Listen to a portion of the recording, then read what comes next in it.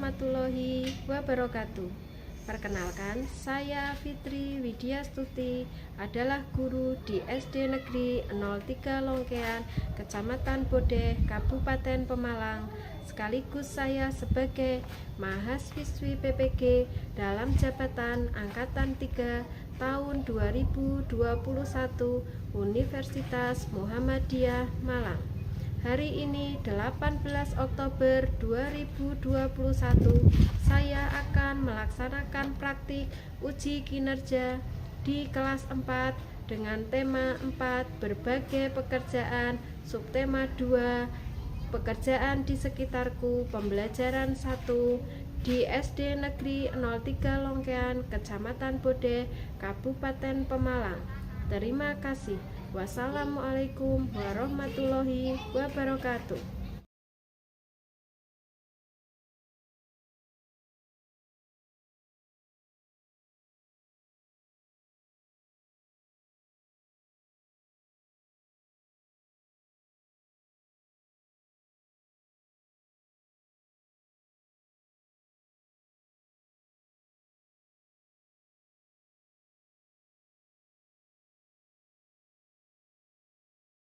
Assalamualaikum warahmatullahi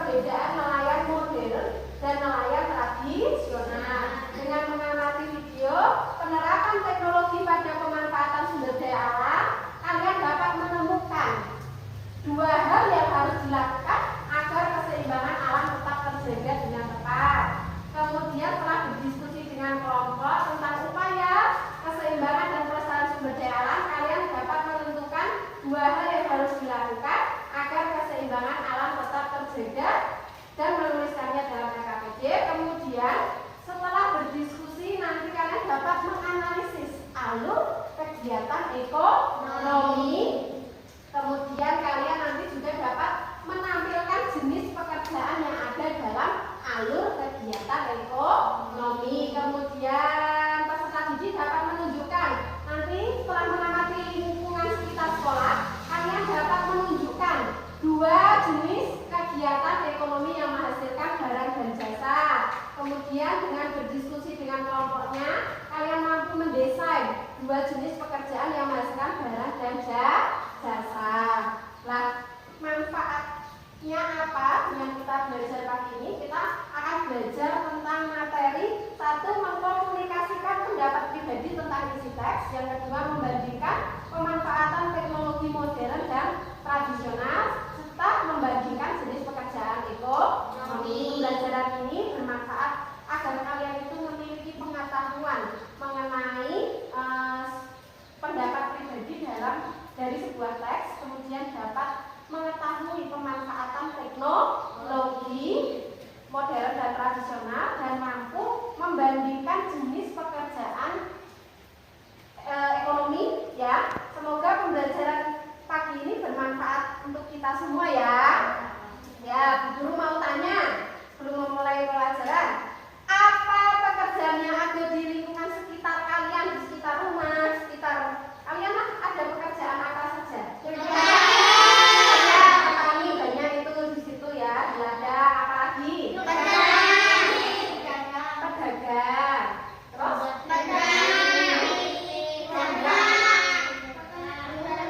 Peternak. Ada yang jadi peternak, nah, penjahit. Bagus. Kalau ada yang jadi peternak apa? Ayam. Nah, ini sesuai dengan teks yang akan Bu Guru tampilkan. Bu Guru punya teks peternak telur puyuh yang baik hati ya. Silakan dibaca, silakan membaca. Saya Bu. Silakan Mbak Dian dibaca. Pak Umar memiliki peternak telur puyuh yang cukup besar. Peternak telur puyuh Pak Umar terletak jauh dari perkampungan penduduk. Telur puyuh yang dipelihara Pak Umar termasuk telur puyuh. Petelur Pak Umar memiliki banyak pegawai yang membantunya dalam memelihara ternak. Ada pegawai yang bernama Pak Budi. Ia bertugas memberi makan telur puyuh. Ada juga pegawai yang bernama Pak Budi. Ia bertugas membersihkan kandang telur puyuh. Pak Budi dan Pak Budi termasuk pegawai yang rajin. Pak Umar selalu ramah menyapa pegawai. Pak Umar juga selalu membantu Pak Budi ketika ia harus membayar sekolah anaknya.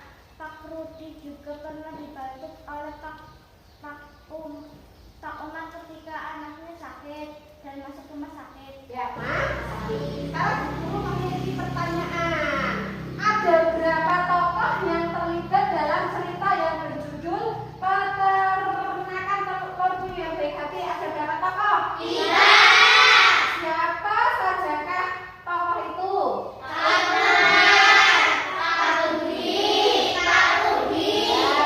Siapakah tokoh yang berperan sebagai tokoh utama? Pak Umar. Bagaimana sifatnya Pak Umar itu tadi?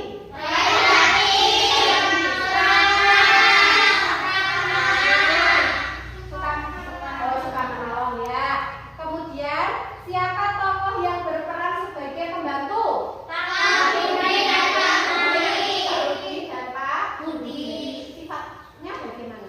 Rajin. Mengapa Pak Umar memiliki sifat yang baik? Menolong ya. Tokoh yang kalian sukai yang mana? Pak Umar. Ya. Ini Bu Guru tampilkan di sini ada peta konsep pemahaman tokoh-tokoh cerita ya. Sebelumnya Bu Guru akan membagi kalian menjadi 3 kelompok ya. Ada kelompok 1, kelompok 2, dan kelompok 3. Silakan kalian bergabung menjadi 1 kelompok.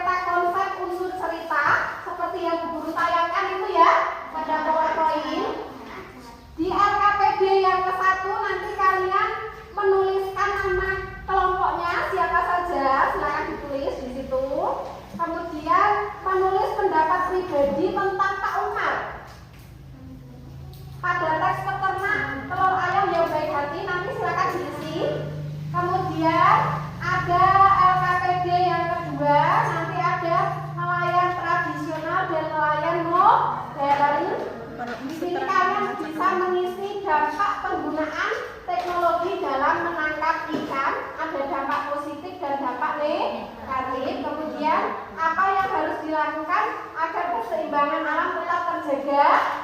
Kemudian pada LKPD yang ketiga dibuka ada contoh pekerjaan, jenis pekerjaan yang menghasilkan barang dan jasa. Silakan LKPD-nya dibuka. Ya. Perhatikan ke slide PowerPoint dulu. Ya. Coba kita konsep pemahaman tokoh-tokoh cerita ini tadi. Judul ceritanya bisa dilihat di bahan ajar tadi. Judul ceritanya apa? Apa Mbak Dian? Ceritanya telur puyuh yang baik hati. Tokohnya ada siapa saja kelompok 3? Tokohnya siapa saja tadi? Pak Umar, Pak Rudi, Pak Budi. Terus tokoh yang paling disukai siapa? Pak Umar. Kelompok 2 menjawab Pak Umar. Mengapa kok menyukai Pak Umar? Oh, baik hati ya. Di situ tadi juga ada hal yang dilakukan oleh tokoh.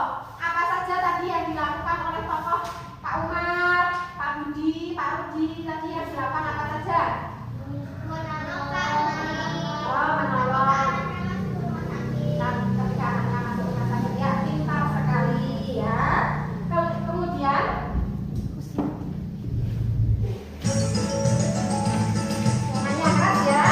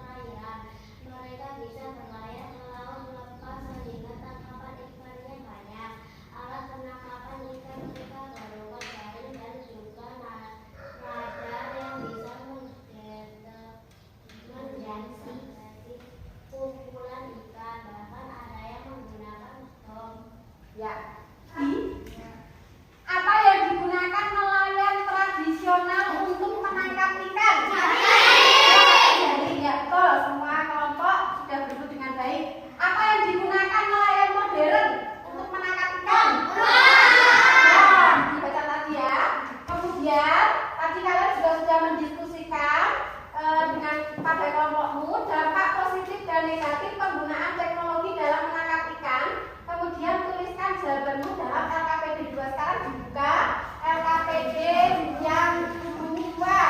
Tulisannya LKPD 2. Tuliskan dampak positif dan dampak negatif penggunaan teknologi dalam menangkap ikan. Jadi kalau menangkap ikannya itu dampak positifnya apa? Coba cari, didiskusikan dengan temannya. Kalian mencari.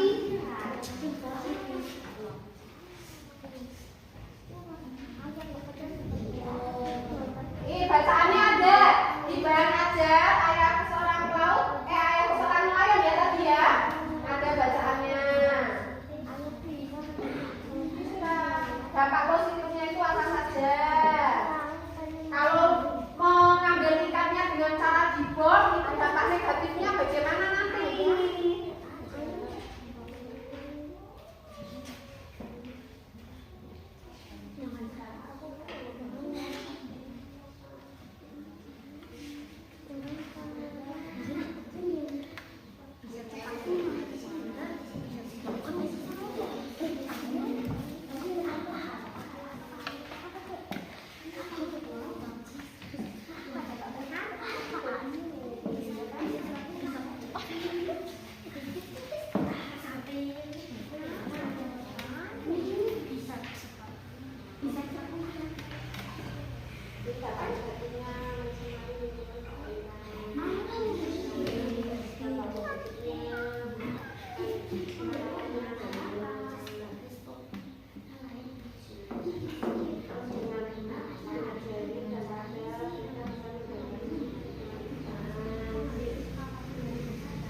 Jadi dampak positif dan negatif dalam menangkap ikan. Tapi di bacaan itu kan ada, ya.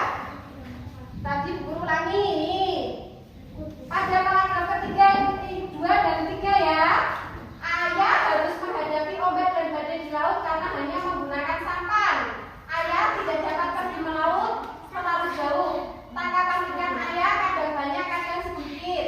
Semua bergantung pada cuaca. Sampan ayah tidak bermesin. Jadi ayah itu tidak perlu membeli bahan bakar. Ini dampak positif apa negatif kalau tidak perlu membeli bahan bakar? Nah, terus yang ketiga dicari. Aku mendengar sekarang ada nelayan modern. Kapalnya lebih besar dan menggunakan bantuan mesin sehingga tidak mudah terguncang ombak. Kapal ini menggunakan mesin sehingga memerlukan bahan bakar. Banyak pemilik kapal tidak memedulikan penggunaan bahan bakar. Ada yang boros sehingga mencemari lingkungan.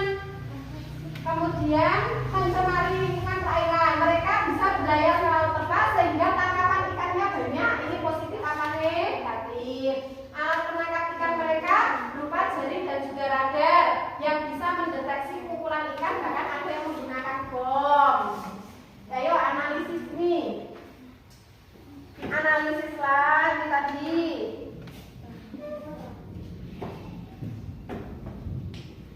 Penerapan.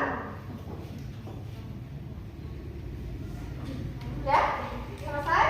Selesai. Sudah selesai ya? Sudah selesai belum?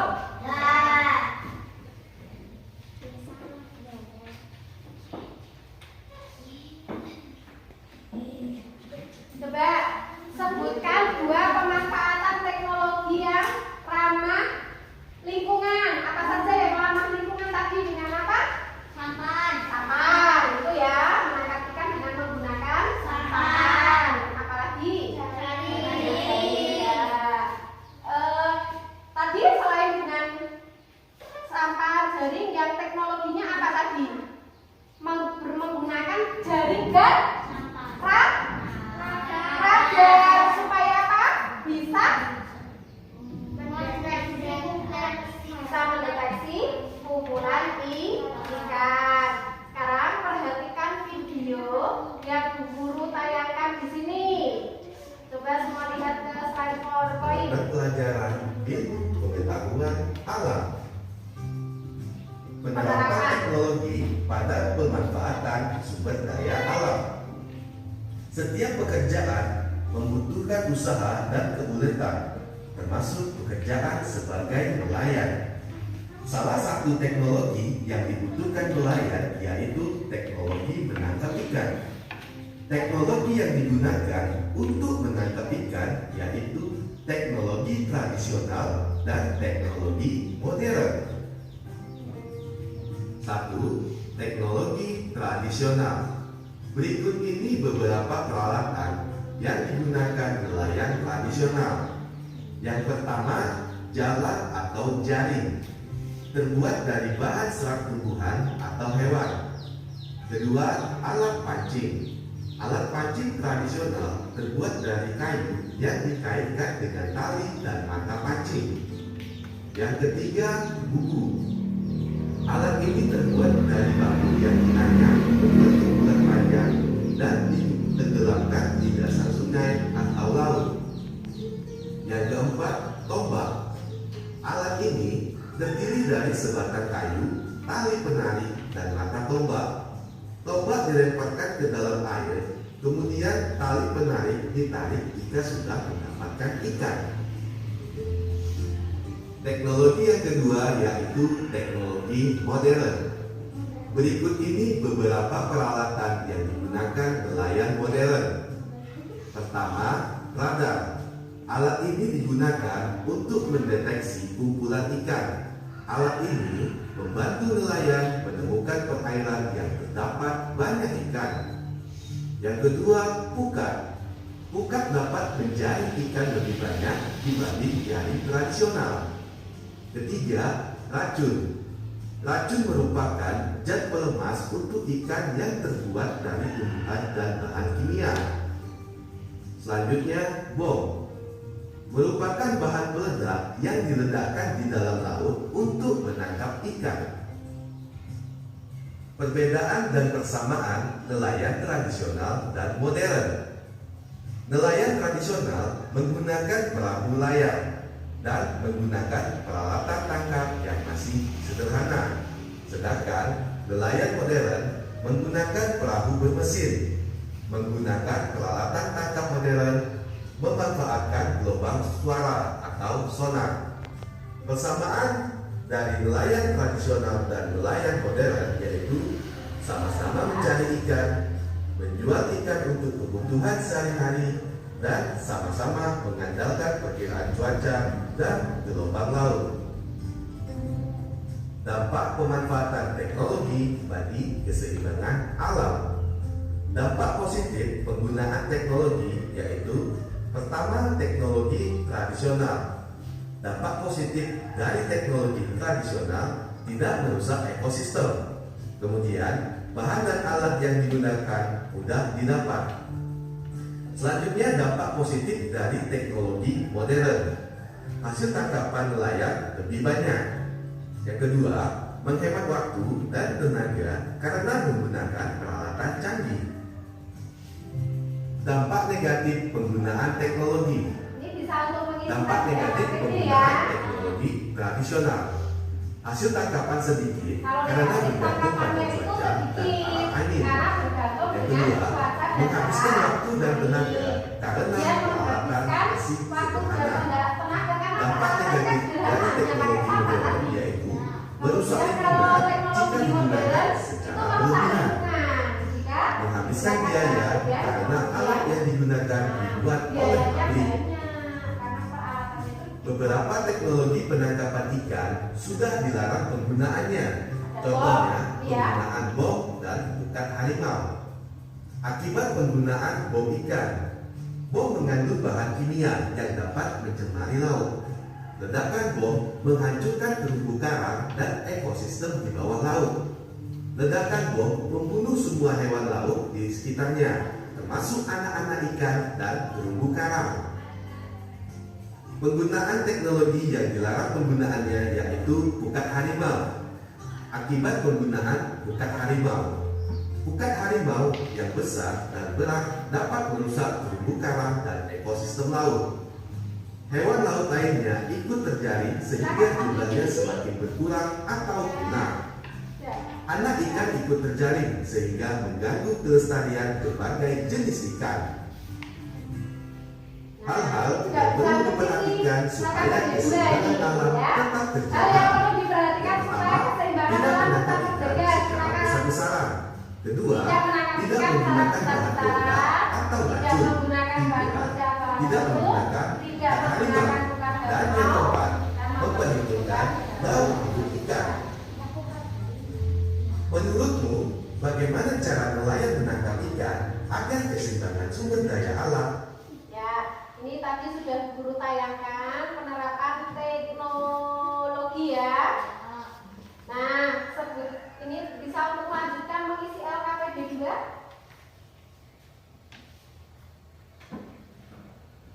Nah, Bu Guru mau bertanya, untuk LKPD yang kedua tadi, dampak penggunaan teknologi dalam menangkap ikan itu kelompok 2 coba dampak positifnya apa Mbak?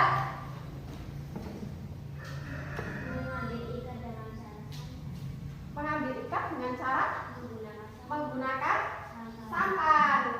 Kalau dampak positif dari kelompok 1 apa Mbak? Tidak perlu membeli bahan bakar, berarti hemat ya. Kalau dampak negatifnya apa? Dampak negatifnya tadi kan pakai, ayo dampak negatifnya apa? Ada yang bisa?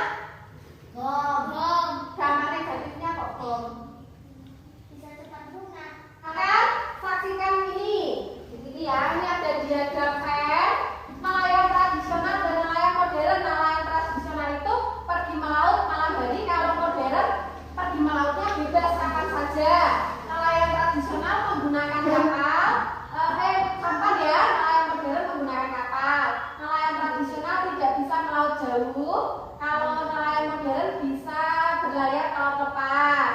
Kemudian nelayan tradisional tidak menggunakan radar, nelayan modern menggunakan radar. Nelayan tradisional tidak membutuhkan bahan bakar, nelayan modern membutuhkan bahan bakar. Kalau persamaannya sama-sama menangkap menggunakan jaring ikan ya. Sekarang kalian Bu Guru agar ini keseimbangan tetap terjaga tadi dengan menggunakan pemanfaatan teknologi yang ramah lingkungan, misalnya menggunakan apa tadi? Sampan. Kemudian menggunakan istilah alur kegiatan ekonomi. Coba perhatikan, itu kan ada gambar apa? Dari sini nih, ini gambar apa ini? Ini orang menangkap ikan. Panahnya ke sini. Setelah menangkap ikan menjual.